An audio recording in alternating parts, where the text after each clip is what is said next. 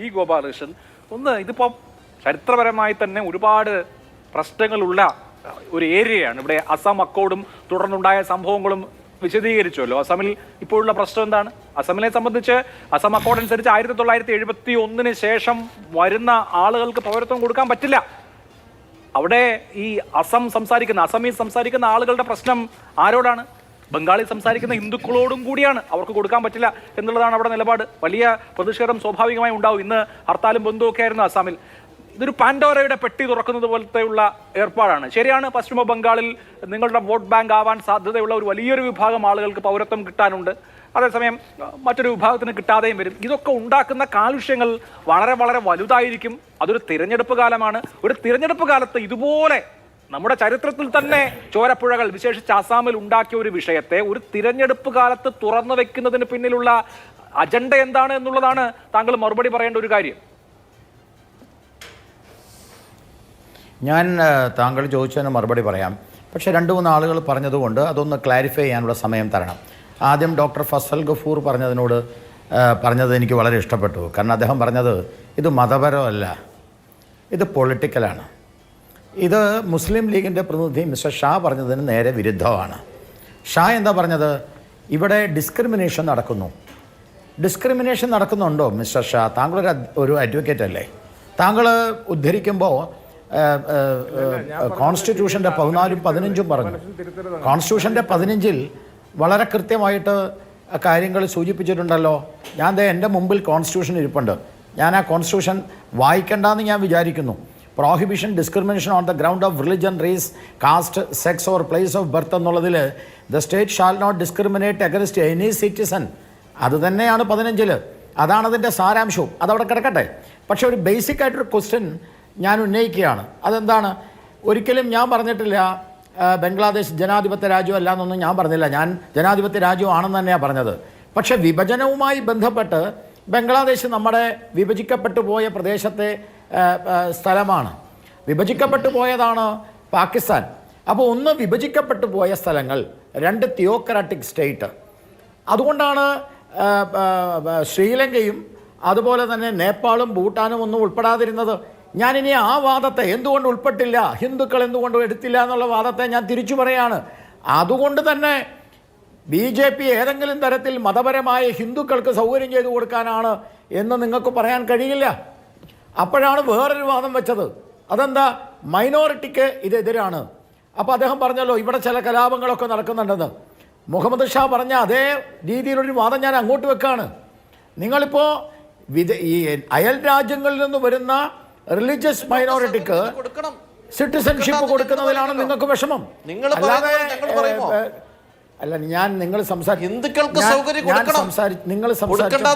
അല്ല, നിങ്ങൾ മര്യാദ മതം നോക്കാൻ പാടില്ല, അവർക്ക് കൊടുക്കണം. ശരി, ഞാൻ മുഹമ്മദ് ഷാ നിങ്ങൾ സംസാരിക്കുമ്പോൾ ഞാൻ മിണ്ടിയിട്ടില്ല. നിങ്ങൾ ഇടയിൽ കയറി സംസാരിക്കല്ലേ, അതൊരു മര്യാദയല്ലേ? നമ്മളൊരു വളരെ സീനിയേഴ്സ് ആയിട്ടുള്ള ആൾക്കാരല്ലേ. ഞാൻ പറഞ്ഞതിന് ശേഷം നിങ്ങൾ പറഞ്ഞോളൂ. എൻ്റെ പോയിന്റ് ഇതാണ്. ഞാൻ ചോദിക്കട്ടെ, ഈ അയൽ രാജ്യങ്ങളിൽ നിന്ന് വരുന്ന റിലീജിയസ് മൈനോറിറ്റിക്ക് ഒരു പ്രാധാന്യം കൊടുത്തു, അത്രയേ ഉള്ളൂ. ഞാൻ ചോദിക്കട്ടെ, അയൽ രാജ്യത്ത് നിന്ന് വരുന്ന ഒരു മുസൽമാന് പൗരത്വം കിട്ടില്ല എന്നതിനകത്തുണ്ടോ? ഉണ്ടെങ്കിൽ നിങ്ങൾ പറയുന്നതിനോട് ഞാൻ യോജിക്കാം. അതായത് അയൽ രാജ്യത്തുനിന്ന് വരുന്ന ഒരു മുസൽമാന് പൗരത്വം കൊടുക്കില്ല എന്നതിലുണ്ടോ? ഇല്ലല്ലോ. അത് ഭരണഘടനയുടെ 6-ാം വകുപ്പ് അനുസരിച്ച് അതുണ്ടല്ലോ. ഇതിനകത്ത് മുസ്ലിങ്ങൾക്ക് കൊടുക്കരുത് എന്നില്ലല്ലോ. അപ്പോൾ പിന്നെ നിങ്ങളത് പറയുന്നത് ശരിയല്ല. ഇനി നിങ്ങളുടെ വാദം വെച്ച് നിങ്ങൾ സംസാരിക്കുകയാണെങ്കിൽ ഞാൻ തിരിച്ചൊരു വാദം ചോദിക്കുകയാണ്. അയൽ രാജ്യത്തുനിന്ന് വരുന്ന റിലീജിയസ് മൈനോറിറ്റിക്ക് ഒരു പരിഗണന കൊടുത്തു, ശരിയാ? അങ്ങനെയാണെങ്കിൽ ഇന്ത്യയിലെ മൈനോറിറ്റിക്ക് പ്രത്യേക പരിഗണനയില്ലേ? ഇന്ത്യയിലെ മൈനോറിറ്റിയുടെ പരിഗണന അനുഭവിക്കുന്ന ആളല്ലേ മുഹമ്മദ് ഷാ? വിദേശത്തുനിന്ന് വരുന്ന ഉണ്ടായിരുന്ന ആളുകൾ അവരറിയാതെ ഒരു മിനിറ്റ് ഭരണഘടനാപരമാക്കിയതായി ഇപ്പൊ ഞങ്ങളും ഞാൻ നിഷേധിക്കുന്നില്ല. ഞാൻ വാദത്തിന് വേണ്ടി പറഞ്ഞല്ലേ ഉള്ളൂ. ഞാൻ വാദത്തിന് വേണ്ടിയാ സംസാരിക്കുന്നത്, വാദത്തിന് വേണ്ടിയാ. അപ്പൊ നമ്മൾ അങ്ങനത്തെ വാദം ഉപയോഗിക്കരുത്. ഇതിനകത്ത് ഇത് ഈ നിയമത്തിൽ മുസ്ലിങ്ങൾക്ക് കൊടുക്കാൻ പാടില്ല എന്നുണ്ടോ? മുഹമ്മദ് ഷാ ഒന്ന് ചൂണ്ടിക്കാണിക്കില്ലല്ലോ.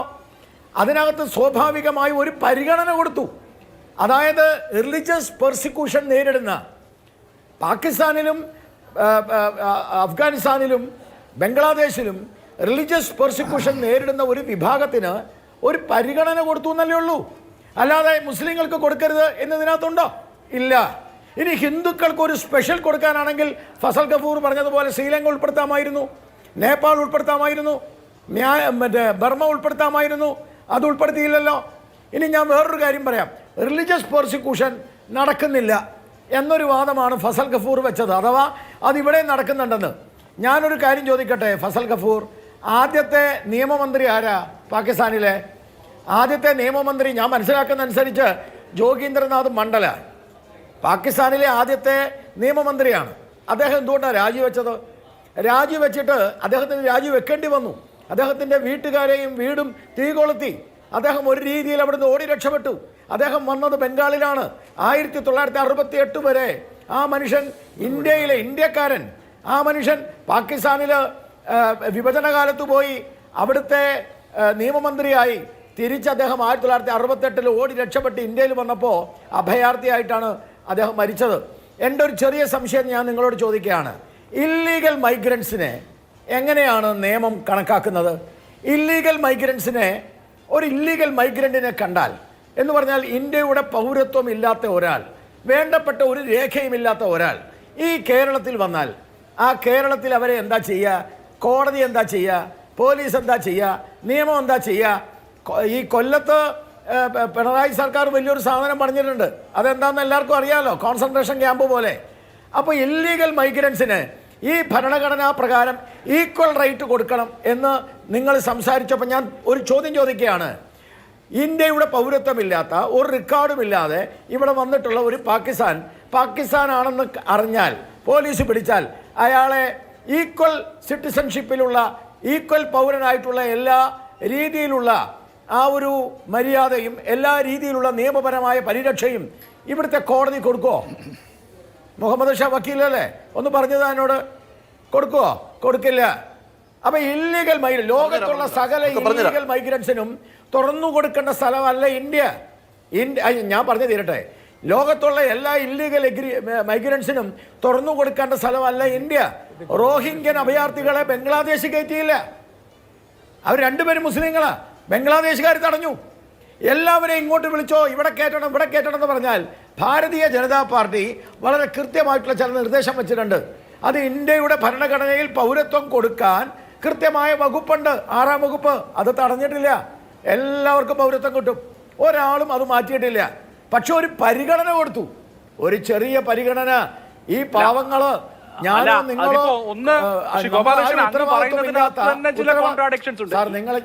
ഇല്ലീഗൽ ഇമിഗ്രൻസിന് പൗരത്വം കൊടുക്കാൻ വേണ്ടിയിട്ടാണല്ലോ ഇപ്പൊ താങ്കൾ പറയുന്നത്. ഇല്ലീഗൽ ഇമിഗ്രൻസിന് പൗരത്വം കൊടുക്കാൻ വേണ്ടിയിട്ടാണല്ലോ, അതായത് മുസ്ലിം ഒഴികെയുള്ള മതക്കാരായ ഇല്ലീഗൽ ഇമിഗ്രൻസിന് പൗരത്വം കൊടുക്കാൻ വേണ്ടിയിട്ടാണല്ലോ നമ്മൾ ഈ ചർച്ച ചെയ്യുന്ന പൗരത്വ നിയമം തന്നെ. ഒന്നത്. രണ്ടിപ്പോ റിലീജിയസ് പെർസിക്യൂഷൻ പാകിസ്ഥാൻ പോലെയുള്ള രാജ്യങ്ങളിൽ ഉണ്ടാവുന്നില്ല എന്ന വാദം എനിക്കില്ല. അവിടുത്തെ ഖാദിയാനികൾ, അവിടുത്തെ അഹമ്മദിയ മുസ്ലിങ്ങൾ നോക്കൂ, അവിടെ വലിയ തോതിൽ പീഡിപ്പിക്കപ്പെടുന്ന ജനവിഭാഗമാണ്. അവർ മുസ്ലിം വിശ്വാസികൾ തന്നെയാണ്. നമ്മുടെ നാട്ടിലുണ്ട് അവരുടെ പള്ളിയും അവരുടെ ആളുകളും ഒക്കെ. ആ മനുഷ്യര് അവിടുത്തെ മതപരമായ പീഡനം തന്നെ അനുഭവിക്കുന്ന ആളുകളെ എന്തേ സമാനമായ കണ്ണുകളിലൂടെ കാണാത്തത്? റിലീജിയസ് ഒരു കാര്യം മനസ്സിലാക്കാൻ നിങ്ങൾ, ഷിയ സുന്നി, ഇവിടെ ഫസൽ ഗഫൂർ ഉണ്ടല്ലോ, ഷിയ സുന്നി രണ്ടുപേരും മുസ്ലിം തന്നെയാണ്, മുസ്ലിം പരിഗണനയിലുള്ളവരാ. അവിടെ റിലീജിയസ് പെർസിക്യൂഷൻ മുസ്ലിം, ഇവിടെ റിലീജിയസ് പെർസിക്യൂഷൻ സെക്ടേറിയൻ അല്ല, സെക്ടേറിയൻ അല്ല. അങ്ങനെ മൈക്രോസ്കോപ്പ് വെച്ച് നോക്കി മുസ്ലിമായ എല്ലാ സംഗതികളെയും ഒഴിവാക്കി എന്തിനാണ് പൗരത്വം കൊടുക്കുന്നതെന്നുള്ളത് നമ്മുടെ തർക്കം. ഇല്ലെങ്കിൽ പിന്നെ നമ്മൾ ഈ വിഷയം ഇങ്ങനെ 4 പേരിന്ന് ചർച്ച ചെയ്യേണ്ട കാര്യമുണ്ടോ? അതുകൊണ്ടല്ലേ പറഞ്ഞ ഒരു പ്രത്യേക പരിഗണന മതപരമായ പീഡനം ഏൽക്കുന്നത് കൊണ്ട്. ഇപ്പം ശ്രീലങ്കയുടെ കാര്യം പറഞ്ഞു, അത് മതപരമായ പീഡനമല്ല. അവിടെ പ്രഭാകരനും കൂട്ടരും തമിഴരായ ഹിന്ദുക്കളെ ബുദ്ധിസ്റ്റുകളായ പീഡിപ്പിക്കുന്നതിൽ മതപരമായ കാര്യമല്ല എന്ന് പറയുന്നതിൽ ഹിന്ദുക്കളാണ് തമിഴന്മാർ. സിംഹള ശക്തിയിൽപ്പെട്ട ആളുകളാണ് അവിടുത്തെ ഭൂരിപക്ഷം. അവിടുത്തെ എത്ര പേര് നമ്മുടെ തമിഴ്നാട്ടിലെ ക്യാമ്പുകളിൽ കഴിയുന്നുണ്ട്? ഹിന്ദുക്കളല്ലേ അവര്? അഭിലാഷേ, അപ്പൊ ഈ പറഞ്ഞ ഇത് തന്നെയാണ് പ്രശ്നം ശ്രീ ഗോപാലകൃഷ്ണൻ. അപ്പോ എവിടെയെങ്കിലും പീഡനം നേരിടുന്നു എന്നുള്ളതല്ല വിഷയം, പീഡനം നേരിടുന്നു എന്നുള്ളതല്ല വിഷയം, അയൽ രാജ്യങ്ങൾ എന്നുള്ളതല്ല വിഷയം. നിങ്ങൾ മൈക്രോസ്കോപ്പ് വെച്ച് നോക്കിയിട്ട് നിങ്ങൾക്ക് വളരെ കൃത്യമായി പൊളിറ്റിക്കൽ അജണ്ട നടപ്പാക്കാൻ വേണ്ടിയിട്ട് മാത്രം ഇത് കൊടുക്കുന്നു എന്നുള്ളതാണ് പ്രശ്നം. ഒരു കാര്യം തിരിച്ചു ചോദിക്കട്ടെ, പെർസിക്യൂഷൻ ആയിരുന്നെങ്കിൽ തമിഴർക്ക് നമ്മുടെ തൊട്ട അയൽക്കാർക്ക് കൊടുക്കണ്ടേ? ഒരു വാക്ക് പറഞ്ഞോട്ടെ. ശരി, അല്ല അങ്ങനെയാണെങ്കിൽ ഞാൻ ഒരു വാക്ക് പറയട്ടെ, ഒരൊറ്റ വാക്ക്. റിലീജിയസ് പെർസിക്യൂഷൻ എന്ന കൺസെപ്റ്റിൽ മാത്രമാണ് ഇതെടുത്തത്. അതുകൊണ്ടാണ് ഇപ്പോ സമ്പത്ത് പറഞ്ഞല്ലോ BJP-ക്കാർ അത് വളച്ചൊടിക്കുകയാണെന്ന്. സമ്പത്ത് ചർച്ചയിലുണ്ടെന്ന് ഞാൻ വിശ്വസിക്കുന്നു. സമ്പത്തിന് നല്ല അറിയാലോ ആരാണ് വാസുദേവ ആചാര്യ ആരാണെന്ന് സമ്പത്തിന് അറിയാമല്ലോ. ശ്രീ ഗൗതം ദേവ് ആരാണെന്ന് അറിയാമല്ലോ.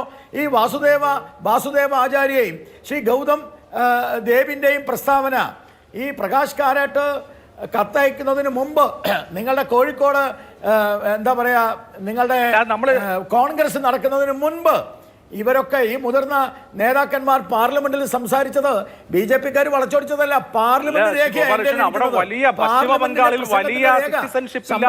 ബംഗ്ലാദേശിൽ നിന്ന് കുടിയേറിയ വലിയൊരു ബ്ലോക്ക് ഉണ്ടെന്നേ, ഒരുപാട് ആളുകളുണ്ട്. അതിനെ ആർക്കെങ്കിലും ഡിനൈ ചെയ്യാൻ പറ്റുമോ? ശ്രീ മുഹമ്മദ് ഷാ, ഇവിടെ ഉയർന്ന ഒരു പ്രധാനപ്പെട്ട സംശയം, ഇവിടെ നമ്മുടെ സമയം ഒരൊറ്റ സെക്കൻഡ് പറഞ്ഞിട്ട് ഒരു സെക്കൻഡ് ഈ CPM-ന്റെ നേതാക്കന്മാര് 30 സെക്കൻഡും വേണ്ട, 15 സെക്കൻഡ് മതി. CPM നേതാക്കന്മാരും കോൺഗ്രസ്സുകാരും പറഞ്ഞത് മുഴുവനും ബംഗ്ലാദേശിലെ റിലീജിയസ് മൈനോറിറ്റിയാ.